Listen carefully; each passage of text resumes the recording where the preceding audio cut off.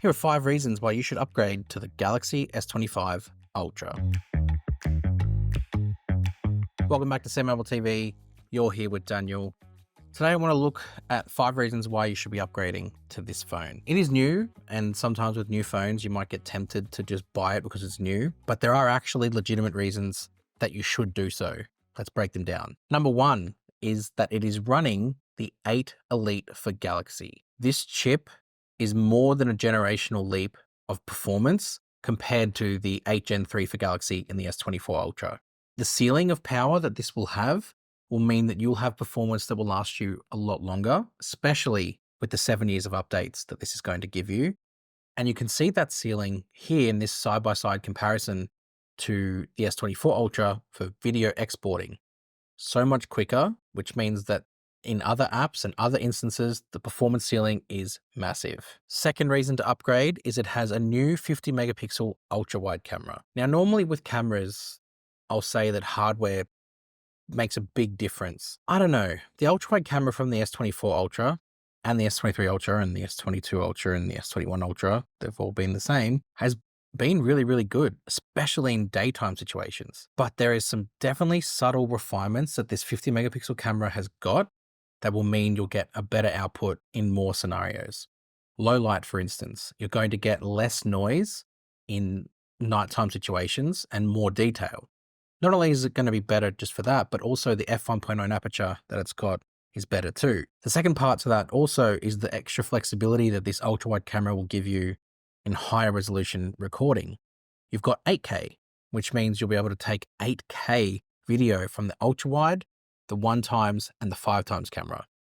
Nice. And with the 50 megapixel resolution, you can also take 50 megapixel macro shots. Because it has dual pixel autofocus, it means it has a really good minimum focus distance and you can take clear, detailed macro shots, which is great. Number 3, this isn't even a camera hardware thing. This is a software feature. Log video recording. You can now record in log on the S25 Ultra and the S25 series too. And the log profile is going to be so good for creators because it captures a higher ceiling of information and stores a lot more data and more dynamic range. When you go to correct the color later, whether that be through your own software or through Samsung's correct color option in the gallery, you'll get a much better end result. Smartphone cameras tend to over sharpen videos just for processing purposes, whereas log preserves the detail and doesn't do any of that artifact processing, which means you can retain that and then add your color in after. Number 4, it's thinner and lighter, whilst maintaining pretty much the same sort of feature set. All the numbers are there, all the specs of the performance stuff is all there. A 1.4 times larger vapor chamber internally.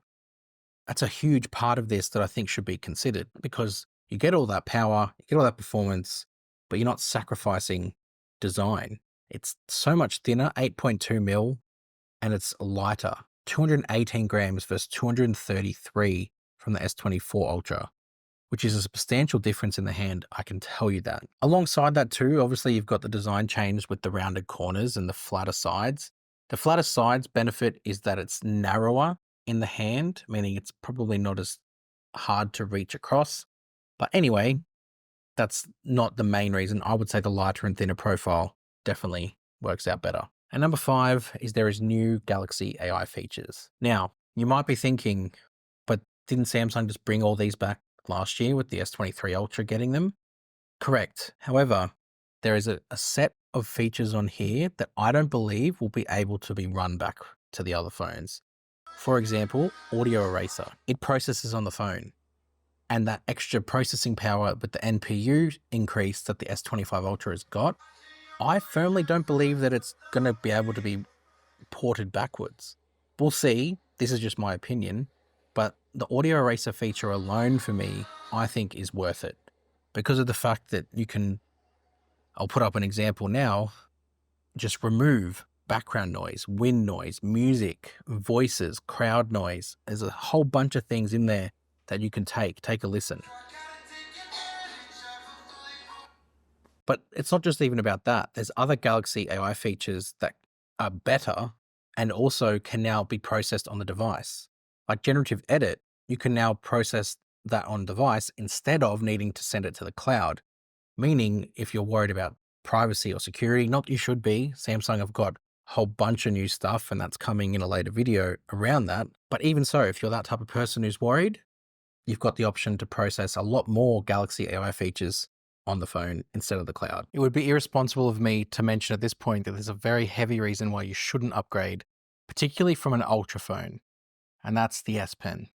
The S Pen not supporting Bluetooth Air actions or gestures or remote control features is definitely a reason why a lot of people shouldn't upgrade, especially coming from an S22 Ultra and above. If you're coming from any other phone that doesn't have an S Pen at all, then I don't see it as much of an issue. But I can tell you that if you use those actions a lot, you'll miss them a lot with this phone. They were 5 quick reasons why you should upgrade to the Galaxy S25 Ultra.